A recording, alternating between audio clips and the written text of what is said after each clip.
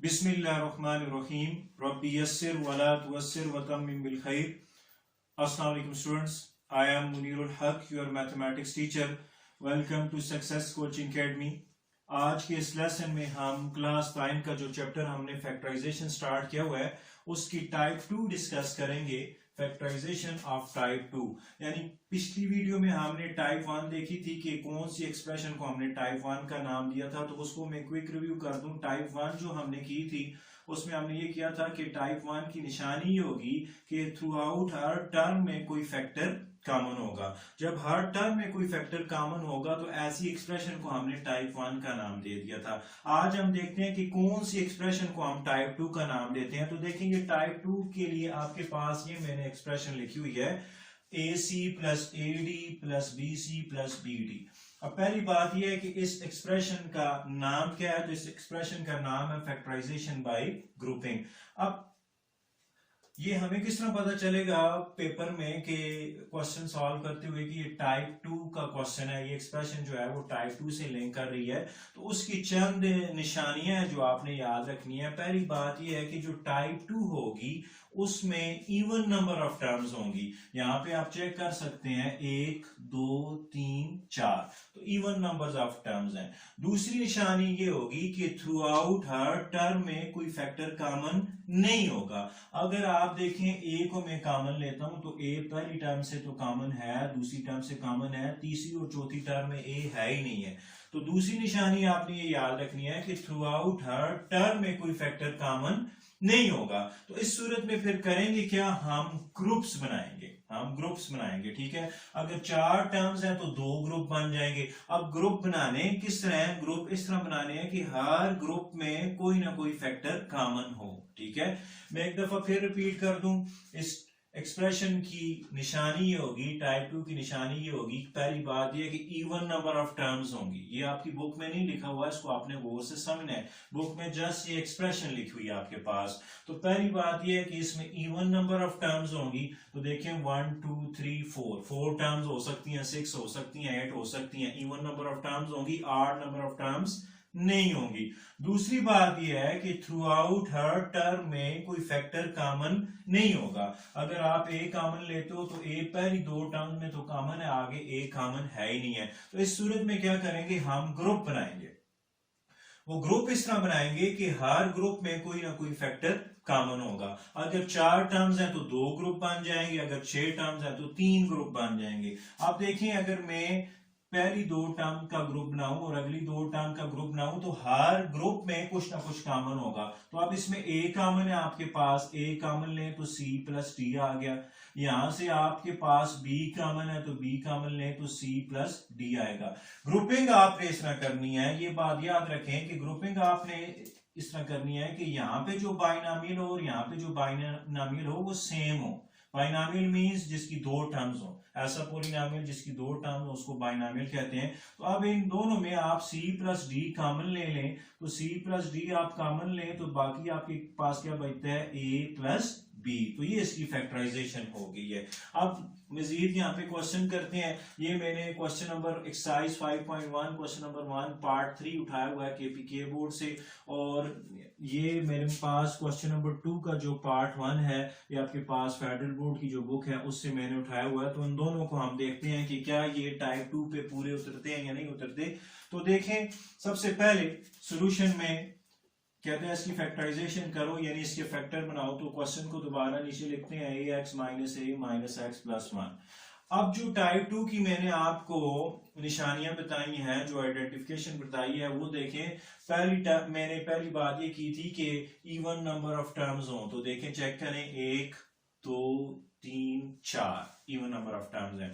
दूसरी निशानी ये होगी कि थ्रू आउट हर टर्म में कोई फैक्टर कॉमन नहीं होगा। तो अब आप देखिए कि थ्रू आउट कोई फैक्टर कॉमन नहीं है। A इन दोनों में तो है, आगे A नहीं है। तो इस सूरत में क्या होगा, हम ग्रुप्स बनाएंगे। ठीक है, अब ग्रुप भी इस तरह बनाने हैं कि ये देखें, यहाँ पे जो मैंने किया हुआ है कि ग्रुप इस तरह बनाने हैं कि जो आपके पास यहाँ पे बाइनॉमियल आए और यहाँ पे बाइनॉमियल आए वो सेम हो। तो तब आपको ये पता चलेगा कि ग्रुप आपने ठीक बनाए हैं। अगर यहाँ पे बाइनॉमियल और यहाँ पे बाइनॉमियल सेम नहीं आ रहा तो दोबारा से ग्रुप की रीअरेंजमेंट करेंगे। अब देखिए, मैं जिस तरह लिखा हुआ है उसी तरह ही अगर मैं इनके ग्रुप बना दूं, इसका एक ग्रुप बनाऊं, इसका एक ग्रुप बनाऊं, तो यहाँ पे आप देखिए पहले ग्रुप में आपको a कॉमन नजर आ रहा है, तो ये मैंने लिख दिया, बाकी क्या बचेगा x, अब a बाहर तो 1 आ गया, ठीक है, x माइनस 1। अब यहाँ पे जो है ना मेरे पास इधर भी x माइनस 1 ही आना चाहिए, तो लेकिन यहाँ पे लिखा हुआ तो माइनस एक्स प्लस 1 है। अब थोड़ी देर इस क्वेश्चन को यहाँ पे छोड़ते हैं, एक छोटा सा कंसेप्ट समझ लें। देखिए अगर आपके पास x प्लस 1 लिखा हुआ है तो कुछ भी कॉमन नहीं है, तो आप 1 तो कॉमन ले सकते हैं, कुछ भी कॉमन ना हो तो 1 आप कॉमन ले सकते हैं, तो आप इसको इस तरह भी लिख सकते हैं x प्लस 1 को 1 इंटू एक्स प्लस 1, ठीक है। लेकिन अगर आप माइनस 1 कॉमन लेना चाहते हैं, इधर से जो माइनस 1 कॉमन है नहीं, अगर आप लेंगे तो फिर क्या चेंजिंग आएगी, x प्लस 1 है, अगर आप माइनस 1 कॉमन लेते हो तो फिर जो अंदर टर्म्स के साइन है वो चेंज हो जाएंगे, plus x becomes minus x and plus 1 becomes minus 1। तो देखिए जब दोबारा आप मल्टीप्लाई करें ना, minus into minus plus x और माइनस इंटू माइनस 1 प्लस 1, तो दोबारा यही बन जाएगी, एक्सप्रेशन बन जाएगी।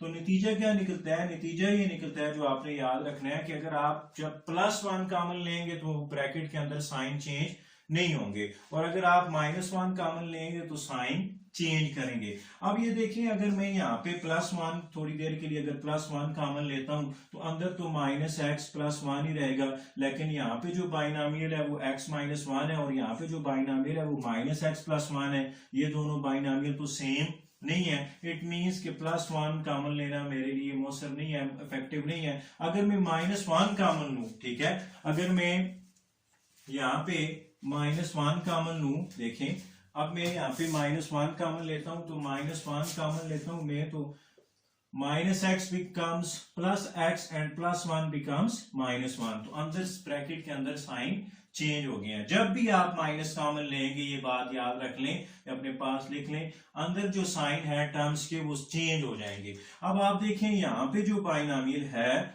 और यहाँ पे जो बाइनॉमियल है वो सेम आ गया है। जब ये सेम आ जाए तो फिर आप के लिए ये अच्छी बात होगी कि इट मींस कि आपने क्वेश्चन का पहला जो स्टेप है वो बिल्कुल ठीक किया है। तो अब आपने x माइनस 1 दोनों में कॉमन लेना है, बाकी आपके पास क्या बचता है, x माइनस 1 बाहर है तो बाकी जस्ट a बचता है, x माइनस 1 बाहर कॉमन लिया तो बाकी माइनस 1 बचता है। तो इट मींस कि आपके पास जो ax minus a minus x plus 1, इसके जो दो फैक्टर बने हैं वो एक x माइनस 1 बन गया और a माइनस 1 बन गया। तो ये इसकी फैक्टराइजेशन आपके पास हो गई है, ये आपके पास इसकी फैक्टराइजेशन हो गई है। तो इसको प्रोडक्ट ऑफ टू फैक्टर्स में हमने लिख दिया है। अब इस क्वेश्चन की तरफ आते हैं, देखिए कहते हैं फैक्टराइज, इसको फैक्टराइज करें। क्वेश्चन है 5ax minus 3ay minus 5bx plus 3by, ये फेडरल बोर्ड की बुक से हमने उठाया हुआ है क्वेश्चन। तो अब इसको देखें, 5ax, पहले क्वेश्चन को दोबारा लिखता हूं, minus 3ay minus 5bx plus 3by। अब इवन नंबर ऑफ टर्म्स है, पहली बात पूरी हो रही है, थ्रू आउट हर टर्म में कोई फैक्टर कॉमन नहीं है, ठीक है। अगर आप a कॉमन लेना चाहते हो पहली दो टर्म में, आगे a कॉमन है ही नहीं है, तो इस केस में क्या करेंगे, ग्रुप बनाएंगे। अब आप ग्रुप इस तरह बनाने हैं कि उन ग्रुप में कोई ना कोई फैक्टर कॉमन हो। अब देखिए 5 यहाँ पे लिखा हुआ है, यहाँ पे लिखा हुआ है, यानी पहली टर्म में 5 है और तीसरी टर्म में 5 है। अगर मैं पहली और तीसरी टर्म का ग्रुप बना दूं और दूसरी और चौथी टर्म का ग्रुप बना के मैं देखता हूं क्या मेरे पास जो दरमियान में बाइनॉमियल है वो सेम आता है या नहीं आता। तो ये चेक करते हैं। देखिए अब मैंने 5ax माइनस 5bx इसका एक ग्रुप बना दिया और मैंने आपके पास माइनस 3ay प्लस 3by इसका ग्रुप बना दिया। यानी मैंने क्या किया, मैंने ये किया कि मैंने 5ax और 5b x का एक ग्रुप बना दिया और मैंने 3ay और 3by का ग्रुप बना दिया, इसका मैंने ग्रुप बना दिया, ठीक है। अब देखें पहली दो जो मैंने पहला जो ग्रुप बनाया इसमें आपको एक 5 कॉमन नजर आ रहा है और x कॉमन नजर आ रहा है, तो 5x कॉमन लेंगे, आपके पास a माइनस b आ जाएगा। अब मैंने यहां से ये जो टर्म्स हैं कोई ऐसी चीज कॉमन लेनी है कि मेरे पास अंदर बाइनॉमियल a माइनस b बने। तो अब देखें एक तो 3 कॉमन है दोनों में, एक तो 3 बाहर आ गया, ठीक है। अब एक y कॉमन है तो 3y कॉमन आएगा। अब लेकिन देखिए अगर मैं -1 माइनस भी साथ में कॉमन लूंगा, -3y कॉमन लूंगा, जब -3y कॉमन लूंगा तो वही सेम बात जो यहाँ पे मैंने आपको समझाई है कि जब आप माइनस कॉमन लेते हो तो अंदर साइन चेंज होते हैं। अब आपके पास -3y है, -3y कॉमन लिया तो जस्ट प्लस a बचेगा, ठीक है। अब ये प्लस का साइन है क्योंकि बाहर हमने माइनस कॉमन लिया हुआ है तो ये प्लस बिकम्स माइनस, और 3y पहले से बाहर है तो जस्ट b बच जाएगा। अब आप ये चेक कर सकते हैं कि यहाँ पे और यहाँ पे सेम बाइनॉमियल आया है। जब यहाँ पे और यहाँ पे सेम बाइनॉमियल आ जाए, ये आपके पास सेम होना चाहिए, तो आपका क्वेश्चन बिल्कुल ठीक हो रहा है। इट मीन्स कि आपका क्वेश्चन बिल्कुल ठीक हो रहा है। तो अब आपने दोनों में a माइनस बी कॉमन ले लेना है। a माइनस बी आपके पास कॉमन आएगा तो 5x माइनस 3y, ये आपके पास इसकी फैक्टराइजेशन हो जाएगी, ठीक है। तो ये आपके पास टाइप 2 थी। टाइप 2 का नाम था फैक्टराइजेशन बाय ग्रुपिंग, और इसमें इवन नंबर ऑफ टर्म्स होंगी और थ्रू आउट हर टर्म में कोई फैक्टर कॉमन नहीं होगा। तो इस सूरत में हम क्या करेंगे कि हम ग्रुप्स बनाएंगे और उन ग्रुप में कोई ना कोई फैक्टर कॉमन होगा। तो जब भी आपके पास अब बुक में कोई भी ऐसा क्वेश्चन आएगा, अगर उसकी ये कंडीशंस पूरी हो रही हैं तो आपने समझ जाना है कि वो टाइप 2 की एक्सप्रेशन है, उसमें टाइप 2 वाली आप सारी अप्रोच लगाएंगे। तो इस तरह हम स्टेप बाय स्टेप जाएंगे। और दूसरा आपको फायदा ये होगा कि आपके पास जो केपीके के स्टूडेंट्स हैं और जो फेडरल बोर्ड के स्टूडेंट्स हैं, दोनों बुक्स को हम साथ साथ लेके जा रहे हैं। एक क्वेश्चन मैं आपके सामने केपीके बोर्ड से रखता हूँ और एक क्वेश्चन मैं आपके पास फेडरल बोर्ड से रखता हूँ, तो ये दोनों के लिए बड़ी इफेक्टिव है। आप इसको समझें, इसकी प्रैक्टिस करें, और कोई भी आपको कंफ्यूजन हो तो आप मुझसे पूछ सकते हैं।